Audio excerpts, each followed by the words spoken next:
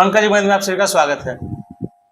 पहले तो इनका मैं परिचय दे दूं कुछ जो मैं जानता हूं, जहां तक मैं जानता हूं। और आज बात जैसा कि मैंने पहले एक वीडियो में बनाया था कि जितने भी पीएचडी स्कॉलर हैं, पास आउट या अभी वर्तमान में, और रे रविंद्र भैया हैं डिपार्टमेंट ऑफ हिंदी से शोधार्थी हैं, पेट 21 इन्होंने क्लियर किया है, इनका रजिस्ट्रेशन हो गया है। और आज एक बात और भी है, क्योंकि कल ही 14 तारीख को लास्ट डेट था, कल नहीं 14 तारीख को लास्ट डेट था पीएचडी फॉर्म भरने को लेकर।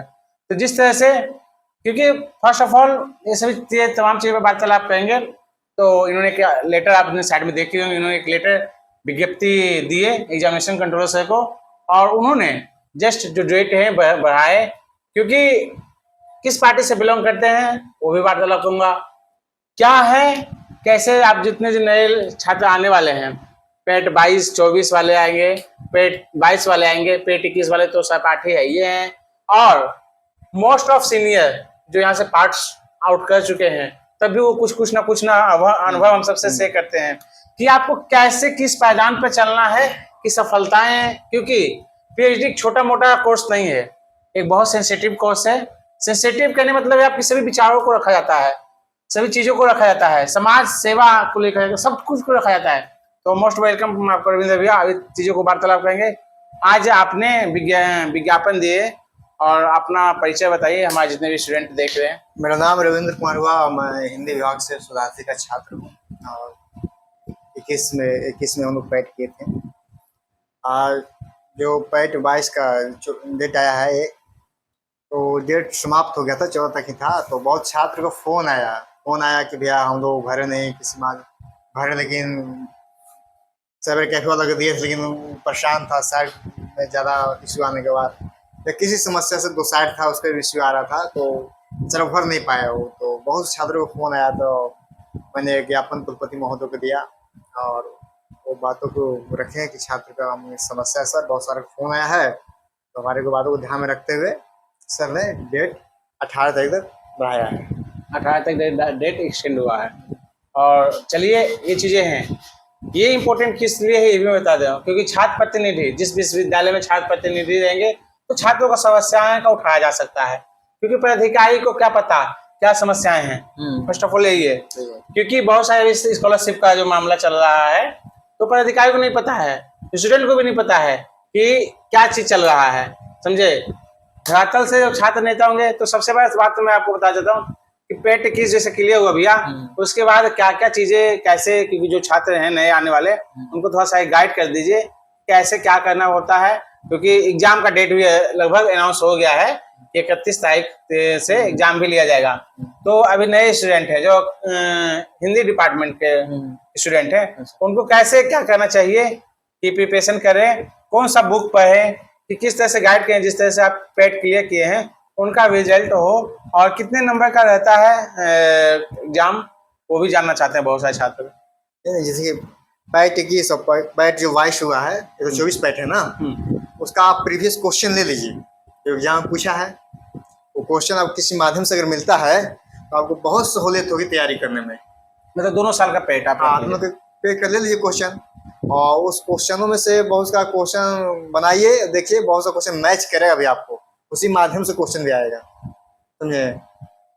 और आपको एक अनुभव मिल जाएगा, अच्छा अनुभव मिल जाएगा क्वेश्चन कैसे पूछता है, कैसे इलाज करता है। आपको दोनों पेट का क्वेश्चन, दोनों जब पेपर देखिए ना प्रीवियस ईयर दोनों का, 21 का 22 का, तो आपको एक अनुभव मिल जाएगा और फिर तैयारी करने में सहूलियत हो जाएगा। तो कोर्स मतलब क्वेश्चन डिपार्टमेंट में भी उपलब्ध होगा, लाइब्रेरी में भी? डिपार्टमेंट में है, यानी जो पूर्व में छात्र एग्जाम दिए हैं उनसे मांग सकते हैं, और नहीं तो फिर एग्जामिनेशन सेंटर है वहाँ पे जाके देखिए, अगर होगा तो दे सकता है। तो ये बहुत बड़ी चीजें हैं। और ठीक है, एग्जाम दे दिए, उसके बाद जो नेक्स्ट स्टेप रहता है छात्रों का, पहला एग्जाम क्लियर किए, उसके बाद क्या करना पड़ेगा?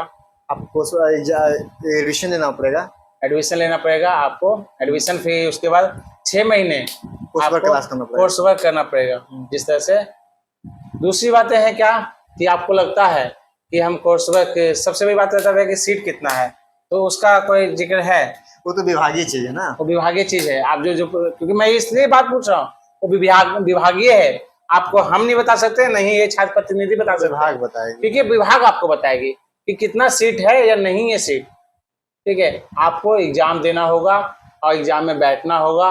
उसके बाद एग्जाम में पारदर्शिता पूरी तरह से है। आपको एक चीज में, आप छात्र भी देखिए, छात्र प्रतिनिधि हैं, जो चीज मैं जानता हूँ, छात्र प्रतिनिधि हैं रविंदर भैया। और दूसरी बात है, आपको जहाँ लगता है कि आपके साथ जहाँ शोषण हो रहा है, किसी तरह का कुछ हो रहा है, मैं आपको वीडियो के माध्यम से बताता हूँ किस तरह से आपका उत्पीड़न किया जा रहा है, या किस तरह से हिमोलिश किया जा रहा है, या आपको अलग अलग चीजें, क्योंकि एक बहुत बड़ा फैक्टर ये है। और सबसे बड़ा बात है भैया, ये मगध विश्वविद्यालय, आप बहुत पुराना रह रहे हैं, तो छात्र संघ चुनाव पे एक आवाज क्यों नहीं बुलंद होता है? हम लोग लगातार विश्वविद्यालय प्रशासन को लगातार हमने आवेदन दिया है, ज्ञापन सौंपा है कि विश्वविद्यालय में छात्र चुनाव होना चाहिए। कि अगर छात्र संघ का चुनाव नहीं कराया जाएगा ना, तो विश्वविद्यालय की जो अराजकता भ्रष्टाचार बढ़ते जाता है। जब तक छात्र प्रतिनिधि नहीं हुआ, छात्र चुनाव नहीं हुआ, छात्र प्रतिनिधि नहीं रहेगा, तो मुख्य रूप से आवाज नहीं उठा पाते हैं। तो छात्र प्रतिनिधि जो जीते रहे, उनके पास पावर होता है कि विश्वविद्यालय प्रशासन जो भ्रष्टाचार करप्ट होते हैं उसको जाके दबोचेगा, उसके खिलाफ मुस्तैद होकर आवाज उठाते हैं। तो छात्र संघ का चुनाव 18 में हुआ था, उसमें हम लड़े थे।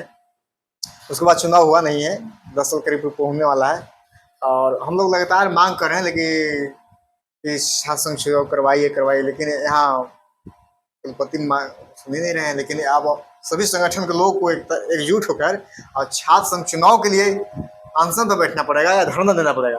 ये करवाना है तो करवाइए, नहीं तो हम लोग चक्का जाम करेंगे। बस ये बहुत बड़ी बातें हैं, क्योंकि देखिए मैं आपको इसलिए विश्वविद्यालय में छात्र संघ जब तक चुनाव नहीं होगा ना, तो विश्वविद्यालय का रवैया ठीक नहीं रहेगा, भ्रष्टाचार बढ़ते रहेगा। भ्रष्टाचार बढ़ते रहेंगे और तमाम चीजें हैं, जैसे कि इन्होंने आवाज उठाया आज कि छात्रों का मांग है, छात्रों की जरूरतें हैं कि और डेट को एक्सटेंड किया जाए, 4 दिन, 2 दिन, 1 दिन, जो भी में भी। तो कब ये छात्र प्रेजेंटेटिव रिलेटिव रहेंगे यहाँ पे, समझे, जीते हुए, तो आपकी समस्या को उठाएंगे। जैसा कि आपको लगता है डिपार्टमेंट ऑफ हिंदी से ये भी तो मतलब चालू है, मतलब पेट कर रहे हैं, और जहाँ होंगे और बहुत सारे छात्र जो निकले हैं उनका भी वीडियो आएगा। बस ये एक आप चीज़ जान लीजिए कि आप सबका 3 दिन का डेट बढ़ चुका है। आज 2 दिन में भी, आज 16 हो गया, कल 17 हो गया, परसों 18 हो गया। तो कहीं ना कहीं आप 2 दिन में अप्लाई कर सकते हैं, तो अवश्य अप्लाई कीजिए। और एक चीज़ और है, थोड़ा सा ये भी दिक्कत थोड़ा सा होता है भैया, क्योंकि जब छात्र लोग हैं कि फॉर्म भर देते हैं, जैसा कि आप ग्रुप में भी देखें कि फॉर्म भर देते हैं, गलती तो इंसान से होते, भगवान से तो हो नहीं सकता है। तो उसमें एक करेक्शन का चीजें होना चाहिए। तो आपके चैनल के माध्यम से विश्वविद्यालय प्रशासन से मांग करते हैं कि करेक्शन का ऑप्शन दिया जाए। हाँ, कि यहाँ उसमें जब तक उसका फाइनल सबमिट हो जाता है या किस तरह का त्रुटि होता है, किसी प्रकार से उसमें अगर त्रुटि हुआ है तो करेक्शन का मौका दिया जाए। हाँ, क्योंकि मान लीजिए, क्योंकि जब करेक्शन होगा तो उससे क्या होता है, छात्र दोबारा नहीं। ऐसा एक छात्र का आया था कॉल मेरे पास, पंकज भी हमने फॉर्म भर दिया, मेरा गलती हो गया है।